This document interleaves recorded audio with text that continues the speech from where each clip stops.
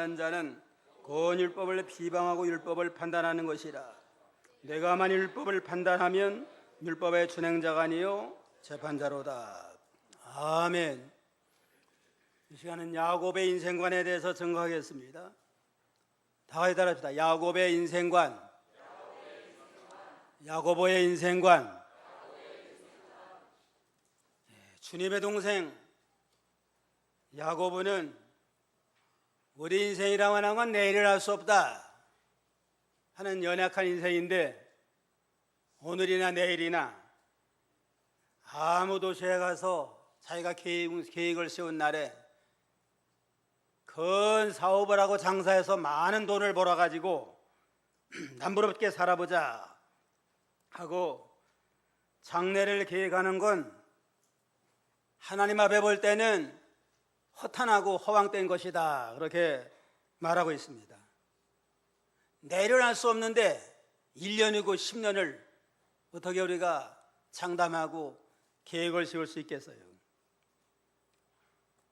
모든 인간 만사는 사람의 계획, 사람의 뜻대로 되는 게 아니고 하나님이 생사복을 주관하신 하나님의 섭리 가운데서 이루어져 나갑니다. 하나님, 우리 각자에게 놀라운 하나님의 계획을 가지고 있습니다. 우리의 모든 일거수일투족을 다 주님이 섭리하시고 계획을 하시고, 장래 우리가 어떠한 일이 일어날까 다 주님이 알고 계신데, 각자의 어떤 때에 어떠한 일이 있어야만 우리에게 가장 믿음의 유익이 될까, 하나님은 아시고 그때 필요할 대로 역사를 주관해 가시고 섭리해 나가신 그런 하나님이십니다. 만사의 주권자가 하나님께 달려있다 하는 믿음을 가지고 범사를 하나님의 뜻을 따라 믿음으로 순종해야 되겠습니다. 우리가 하나님의 뜻을 따라 살아야 되겠는데, 첫째는 피차 비방하지 말라 그랬습니다. 11절 한번 보세요. 11절 형제들아, 피차에 비방하지 말라. 형제를 비방하는 자나 형제를 판단하는 자는 곧 율법을 비방하고 율법을 판단하는 것이라. 내가 만일 율법을 판단하면 율법의 준행자가 아니요 재판자로다. 우리는 모든 형제를 비방하거나 판단하지 말라 그랬습니다. 비방한다고 하는 건 헐뜯는다 하는 그런 뜻인데, 다른 사람에 대해서 나쁘게 평가해서 말하는 걸 가르칩니다.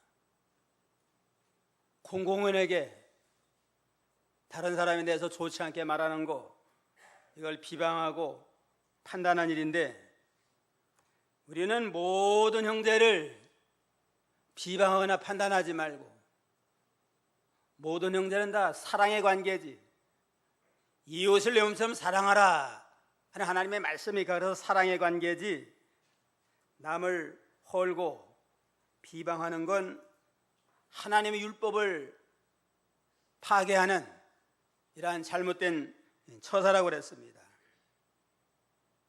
각자 허물이 없는 사람이 없잖아요. 자기도 허물이 있으면서 다른 사람 허물을 털쳐내는 건, 이건 믿음에 합당치 않습니다. 그런데 사람은 자기도 허물이 있으면서 다른 사람의 허물에 대해서는 용납할 줄 모르는 그러한 또 못된 습성이 누구에는 다 있는데, 내게 허물이 있으니까 다른 사람의 허물도 용서하자, 용납을 하자, 너그러운 마음을 가지고 모든 사람에 대해서 비방하거나 판단하지 말고 다 격려해주고 유익되는 그런 말 하도록 범사의 삶과 조심해야 되겠습니다. 형제들아, 피차에 비방하지 말라. 형제를 비방하는 자나 형제를 판단하는 자는 곧 율법을 비방하고 율법을 판단하는 것이라. 내가 만일 율법을 판단하면 율법의 준행자가 아니요 재판자로다. 우리 믿는 성도들은 율법의 준행자가 되어야 돼요. 율법을 판단하고 율법대로 남을 판단한 일은 하나님의 소관이고, 우리는 하나님의 율법을 준행하는 그런 자인데, 하나님의 율법은 모든 이웃을 내 몸처럼 사랑하라 하는 게 하나님의 율법이니까 이 율법의 말씀을 준행하는 입장에 서야지 이 말씀을 가지고 판단하고 남을 비방하고 정죄하는 건 내가 하나님 자리에 서서 하나님 행사하는 겁니다. 우리는 율법의 준행자지 율법을 판단하거나 재판하는 그러한 위치에 있지 않습니다.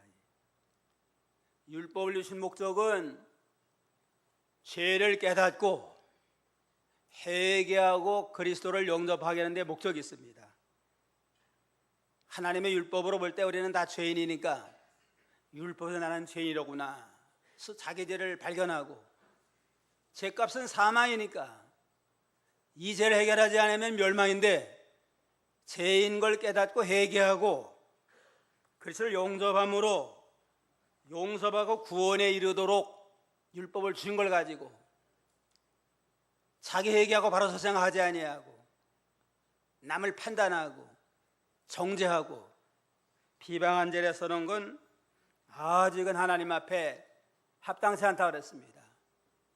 우리는 율법의 판단자가 되지 말고 율법을 준행함으로 하나님의 말씀대로 회개하고 바로 설 뿐만 아니라 모든 형제에 대해서는 사랑하고 존중히 여기는 그러한 믿음의 자세를 가져야 마땅하다고 그랬습니다. 율법을 가지고 남을 비판하고 판단하면 하나님 앞에 비판과 판단을 받아요. 마태 7장 1절로 2절 7장 1절 비판을 받지 아니하려거든 비판하지 말라. 너희의 비판하는 그 비판으로 너희가 비판을 받을 것이요 너희의 헤아리는 그 헤아림으로 너희가 헤아림을 받을 것이니라. 하나님의 비판과 하나님의 판단 받지 아니하려면 형제를 비판하거나 판단하지 말아라. 너희가 비판하는 그 비판으로 너희가 비판을 받고 너희가 헤아리는 그 헤아림으로 하나님 앞에 헤아림을 얻을 것이다 그랬습니다. 그러니까 우리는 허물이 없는 사람이 없는데 하나님의 심판대 앞에서 하나님의 원리원칙대로 우리를 헤아리고 비판하고 다스리면 살아남을 자가 아무도 없어요. 우리가 하나님에 설 수 있는 건 하나님의 긍휼로 용서받고 하나님 앞에 서는 입장인데 용서받은 건 생각하지 아니하고 남의 허물만 들춰내가지고 비판하고 비방하면 하나님의 비판, 하나님의 판단을 피할 길이 없다고 그랬습니다. 야고보 2장 13절에도 긍휼을 베풀지 아니하면 긍휼 없는 심판이 있으리라. 레위기 19장 16절에도 너는 네 백성 중에 돌아다니며 사람을 논단하지 말며 내 이웃을 대적하여 죽을 지경에 이르게 하지 말라. 나는 여호와니라. 내 형제를 돌아다니면서 형제에 대해서 논단을 하고 옳다 그러다 판단하고 죽을 지경에 이르게 매장하고 죽을 지경에 이르게 하지 말아라. 나는 너의 여호와니라. 널 용서해서 구원한 여호와인데 다른 사람에 대해서 내가 용서해서 내가 구원한 자를 비판하고 판단해가지고 죽을 지경에 이르게 말라 하고 엄히 명령했습니다. 형제를 비방하지 말고 우리는 하나님의 율법의 준행자가 되고 12절에 입법자와 재판자는 오직 하나이시니 너는 능히 구원하기도 하시며 멸하기도 하시느니라. 너는 누구든 누구간데 이것을 판단하느냐. 입법자와 재판자는 오직 하나인데 그분이 누구예요? 하나님이십니다. 하나님만이 하나님의 법을 율법을 정하기도 하시고 율법대로 재판해서 심판도 하시는 하나님이십니다. 우리는 그저 순종의 의무가 있어요. 하나님 모든 율법을 통해서 회개할 바를 회개하고 순종할 바를 순종할 의무가 있지, 우리가 하나님의 율법을 가지고 다른 사람을 정죄하고 비방하면 그게 하나님 행세하는 건데 하나님 앞에 가서 그대로 비판과 정죄를 받는 불쌍한 자가 되고 만다고 그랬습니다. 사무엘상 24장 15절에 보면 그런즉 여호와께서 재판장이 되어 나와 왕 사이에 판결하사 나의 사정을 살펴 신원하고 나의 왕의 성에서 건져내시기를 원하나이다. 여호와만이 재판장이 되십니다. 하나님만이 재판장이 되니까 다윗 왕이 다윗과 사울 왕 사이에 판단하사 나를 좀 건져달라 하고 하나님 앞에 호소했습니다. 판단하고 재판하는 건 하나님의 소관이고 우리는 순행하고 순종하는 의무밖에 없다고 그랬습니다. 그런 거로 형제를 비방하지 말고 형제를 재판하지 말고 형제 이웃을 진정으로 사랑해서 화평을 도모하는 그러한 성도가 되라고 명령을 했습니다. 모든 형제는 판단의 대상이 아니고 무슨 대상이에요? 사랑의 대상이에요. 율법을 가지고 네 이웃을 사랑하라 했으니까 명령 순종해서 사랑할지언정 형제를 판단하고 비방해서 힘들게 하지 말고 죽을 지경에게 이르지 말아라. 그러면 하나님의 심판을 내가 피할 수 없다고 말씀을 했습니다. 또 허물 없는 사람이 누구든지 판단하면 다 판단할 수 있습니다. 또 우리 자신은 뭐 완전한가요? 그러니까 형제 눈 속에 있는 티를 빼라고 하기 전에 내 눈 속에는 더 큰 들보와 같은 허물이 있다. 늘 생각을 하고 형제를 판단하기 전에 나 자신의 들보를 돌아보면서 날마다 하나님 앞에 바로 서는 지혜로운 믿음을 가지고 나가야 되겠습니다. 비방하고 판단하는 전문가는 누구예요? 마귀가 아주 비방 전문가예요. 비방 전문가. 계시록 12장 9절 10절 12장 9절 큰 용이 내어 쫓기니 옛뱀 곧 마귀라고도 하고 사단이라고도 하는 온 천하를 꿰는 자라. 땅으로 내어 쫓기니 그의 사자들도 저와 함께 내어 쫓기니라. 내가 또 들으니 하늘에 큰 음성이 있어 가로되 이제 우리 하나님의 구원과 능력과 나라와 또 그의 그리스도의 권세가 이루었으니 우리 형제들을 참수하던 자 곧 우리 하나님 앞에서 밤낮 참수하던 자가 쫓겨났고 또 여러 형제가 어린 양의 피와 자기의 증거하는 말을 인하여 저를 이기었으니 그들은 죽기까지 자기 생명을 아끼지 아니하였도다. 큰 용이 내어 쫓겼는데 옛뱀 곧 마귀라고도 하고 사탄이라고 하는 자가 하늘에서 쫓겨났습니다. 하나님을 대적하고 비방하다가 하늘에서 쫓겨났는데 이 사탄은 온 천하를 꿰는 자라. 천하에 돌아다니면서 꿰고 중상모략을 하고 비방해가지고 믿음에서 떠나게 하는 아주 악한 자인 까닭에 하늘나라에서 발붙일 곳이 없고 쫓겨났다고 그랬습니다. 이 사탄이라고 하는 자는 우리 형제를 참소하던 자고, 참소는 헐뜯고 비방하는 거라서 비방하고 헐뜯는 이러한 자들인데 우리 하나님 앞에 밤낮 참소하던 자가 쫓겨났고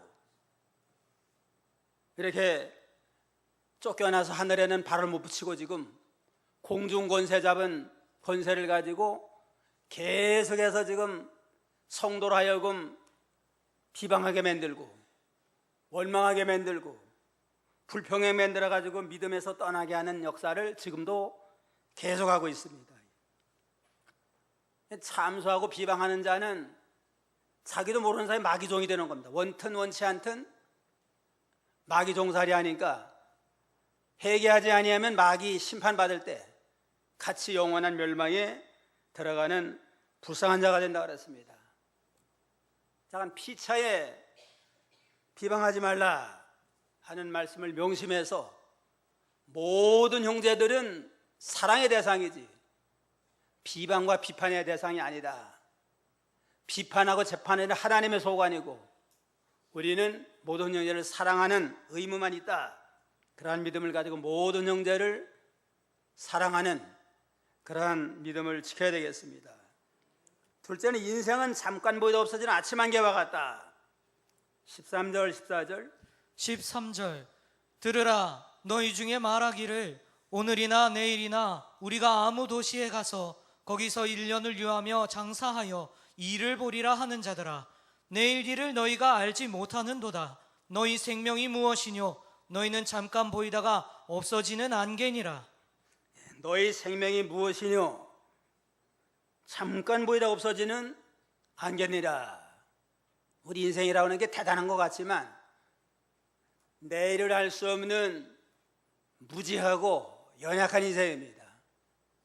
그런데 우리가 1년이나 10년이나 아무 도시에 가서 아무 사업을 하고 아무 장사해가지고 많은 돈을 벌어가지고 떵떵거리고 살아보자 하고 계획을 세워서 자기 계획대로 자기 생각대로 모든 일이 될 줄 알고 나아가지만 하나님 볼 때는 오늘 밤에 내 영혼 불러가면 내 모든 계획과 예비한 게 무엇이 네 것이 되겠느냐 하고 우리를 향해서 말씀하고 계십니다.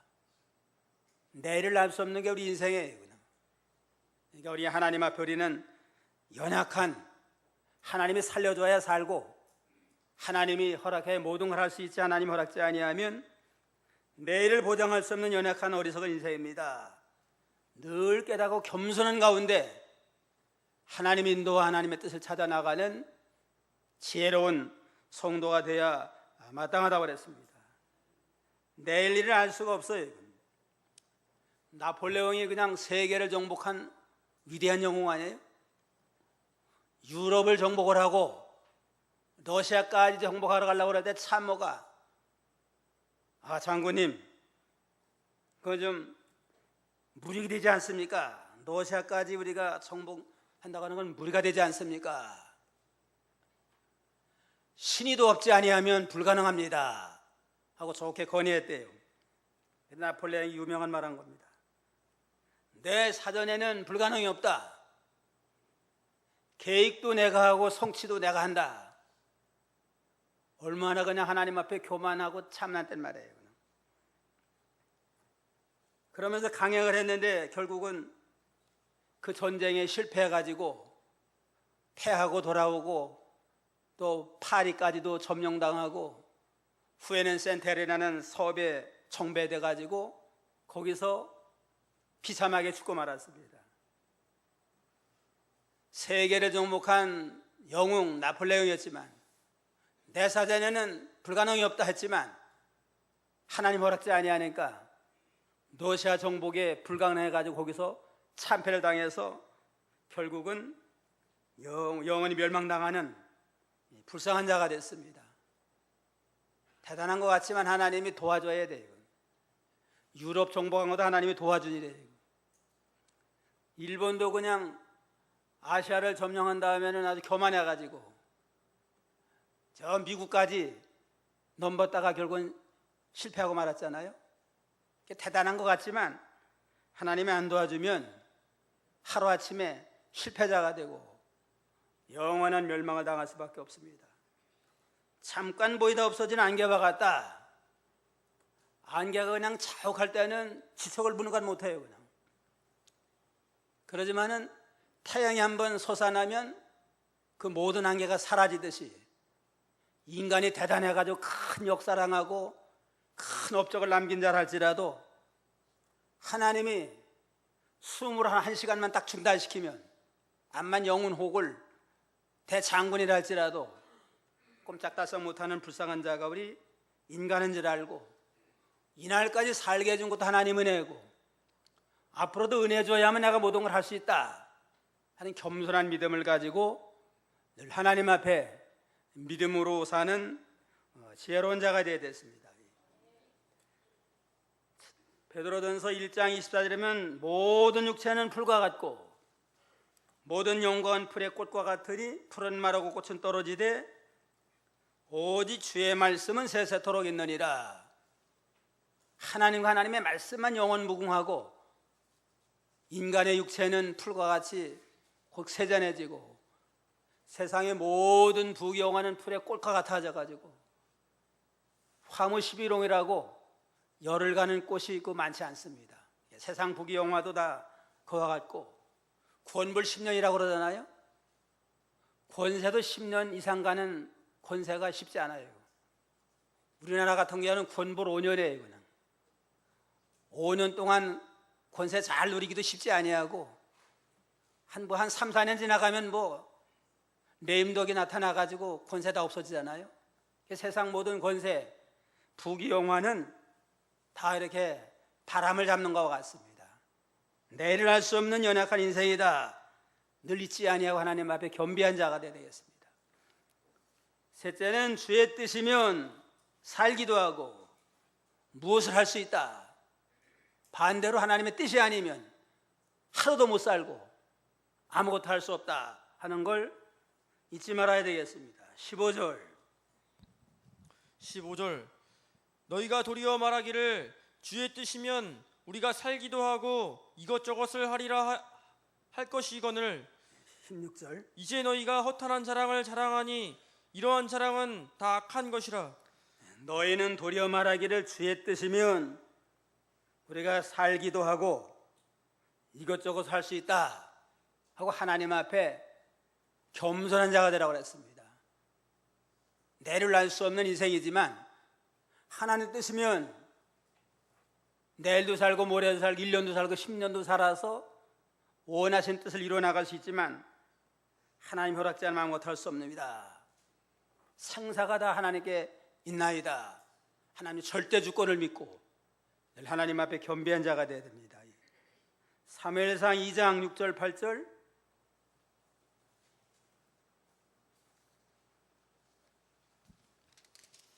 2장 6절 여호와는 죽이기도 하시고 살리기도 하시며 음부에 내리기도 하시고 올리기도 하시는도다.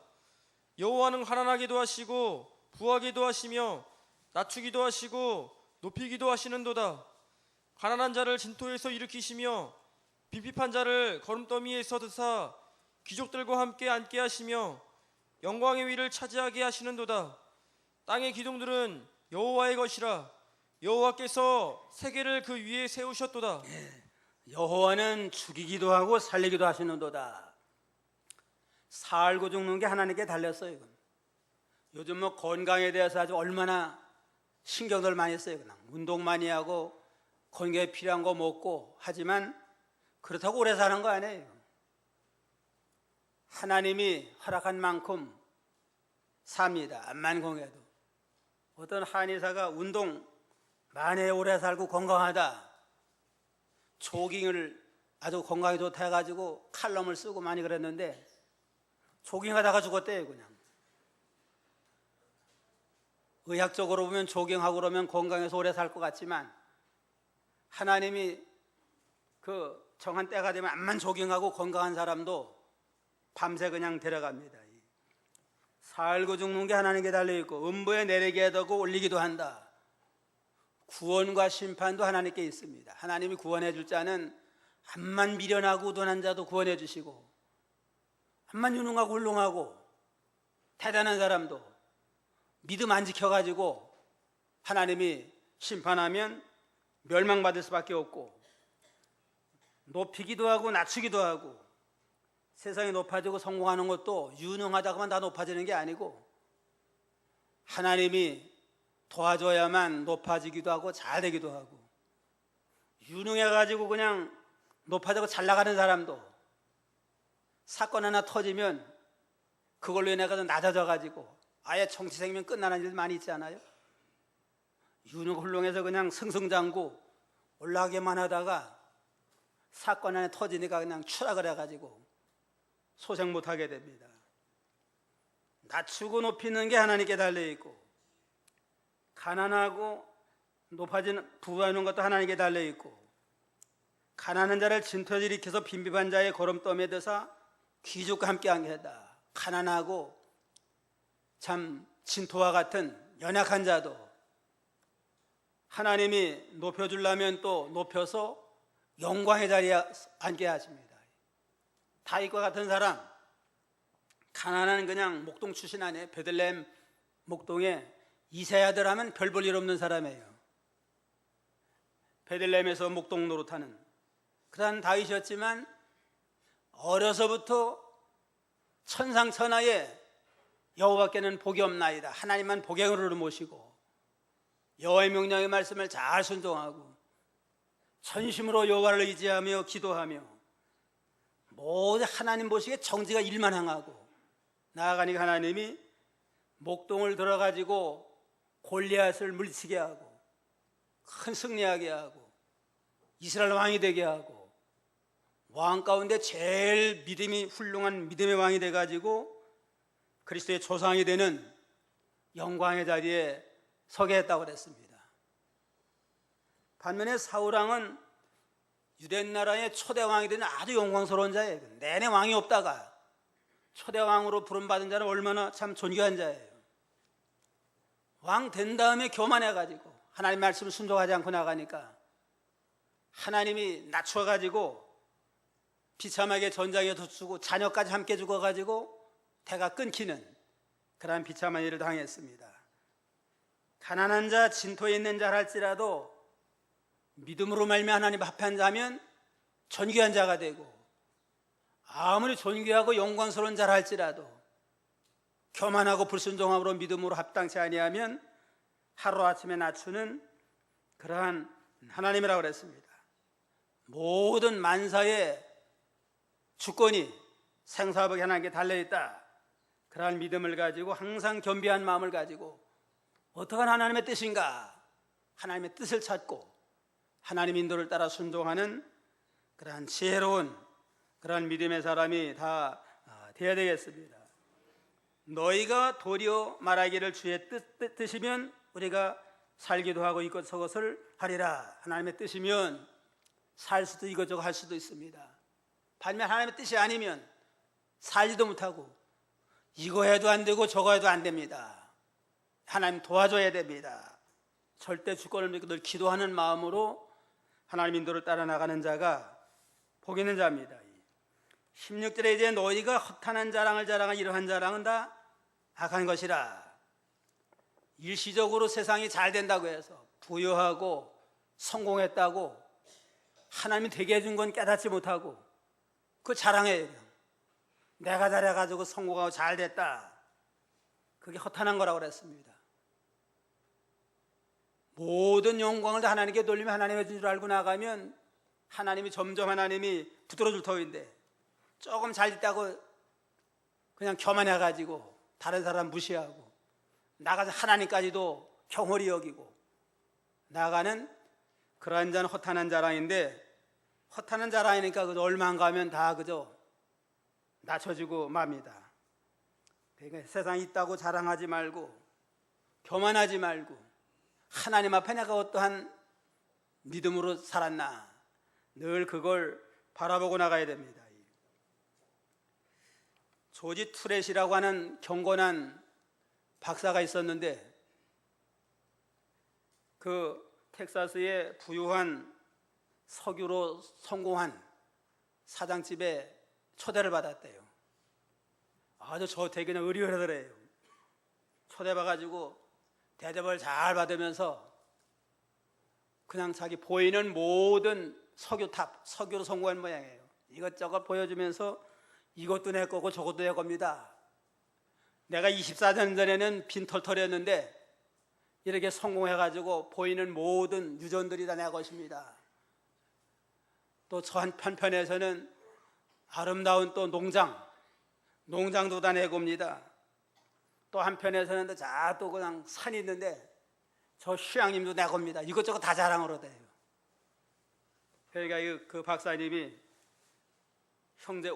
형제에다가 참 어깨에다 손을 대면, 형제요, 저 위를 향해서 얼마나 준비됐습니까? 하고 물어봤대요. 그냥. 하나님을 향해서 얼마나 준비됐습니까? 하니까 얼굴이 빨개져 가지고 푹 수그리면서 하나도 못했습니다. 그러고 그냥 수그러들어요. 그냥. 유전으로 성공하고 뭐 사업으로 농장으로 성공하고 다 수목이 많아가지고 성공했다 할지라도 그 모든 건 다 허탄한 겁니다. 하루아침에 없어질 수 있어요. 그냥. 하나님 앞에 얼마나 믿음 준비 잘했나, 구원 얼마나 잘 이루어나갔나, 그게 아니라면 세상에 그 모든 건 다 아침 안개와 같고 바람 잡는 것과 같은 허탄한 거라고 그랬습니다. 그런 거로 그래서 세상이 어떻게 하면 성공하고 부자 될까 거기에만 연연하지 말고 언젠가는 하늘나라 갈 터인데 하늘나라 가면 내가 어떠한 자가 될까? 하나님 앞에 가서 인정받고 칭찬받고 멸류관 상급받기 위해서 믿음 준비 잘하는 지혜로운 자가 돼야지. 그러지 못하면 그건 다 허탄한 자랑이고 이러한 자는 또 악한 거라고 그랬습니다.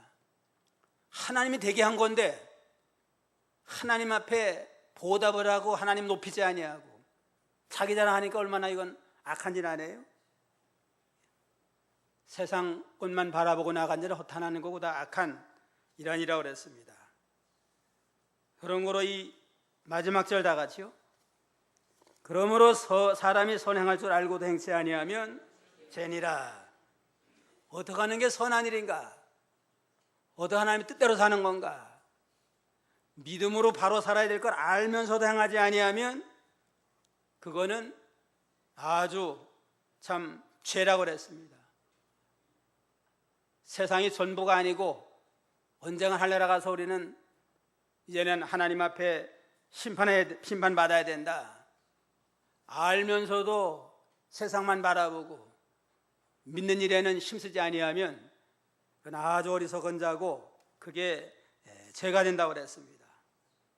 그러므로 어찌하든지 언젠가는 이 세상은 나그네와 같아서 오라 그러면 가야 될 자예요. 반드시 가야 될 자니까 갈 때는 세상의 모든 걸 하나도 못 가지고 가요. 암만 뭐 천하를 다 얻어놨을지라도 하나도 못 가지고 가는데 다 두고 가는 그것만 위해서 그냥 시간 낭비하고 정력을 낭비하면 무슨 소용이 있어요. 하나님 앞에 가서 우리가 내놓을 믿음의 열매를 준비하고 가는 지혜로운 자가 되겠습니다. 하루하루를 하나님의 뜻대로 지혜롭게 살아야 돼요. 어떤 사람이 사장 앞에 서류를 결제하러 왔대요. 결제하러 와서 이제 사장이 불러보다가 자네 요즘 어떻게 지내나 그러니까 사장님 오늘이 내 인생의 최고의 날입니다. 당당히 대답을 했대요. 의아할 거 아니에요? 오늘이 네 인생의 최고의 날이라고? 자네 나이가 얼마나 되나? 58입니다. 58년 살면서 좋은 일이 많을 텐데 오늘이 최고의 날이냐? 아니 결혼한 날은 어떠냐? 결혼한 날 참 아주 행복한 날입니다. 잊을 수 없습니다. 또 취직한 날은 어떠냐? 취직한 날도 참 좋은 날입니다. 그런데 어떻게 오늘이 최고의 날이냐? 결혼한 날 최고의 날이고 잊을 수 없고 취업하고 첫 아이 낳은 날이 다 잊을 수 없는 날이지만 그 모든 날들이 다 통해서 오늘에 이뤘으니까 오늘이 최고의 날입니다. 그래서야 사장이 일리가 있다 끄덕끄덕 하면서 내가 오늘부터 자네를 이사로 명령하니까 이사회에 빨리 가자. 그래가지고 그날이 최고의 날이 됐대요. 매일매일 그날은 오늘이 최고의 날이다. 최고의 날이니까 최선을 다할 거 아니에요. 하루하루 허송세월하지 아니하고 사업을 하든 직장생활은 오늘이 최고의 날이다. 마지막 날이다. 그런 마음 가지고 나아가니까 하나님도 기뻐하시고 어디서 인정받음으로 최고의 날이 됐습니다. 저도 오늘이 최고의 날이에요. 그냥 여러분들이 또 나를 행복하게 하는 최고의 행복하게 하는 분들입니다. 매일매일 접하는 사람 내 인생의 최고의 존귀한 사람이다. 오늘의 학원 모든 일이 내 최고의 중요한 일이다. 그런 마음 자세를 가지고 믿음으로 사는 거, 그게 믿음에 합당한 겁니다. 옆 사람하고 좀 인사 좀 합시다. 당신은 나의 최고의 행복한 사람입니다.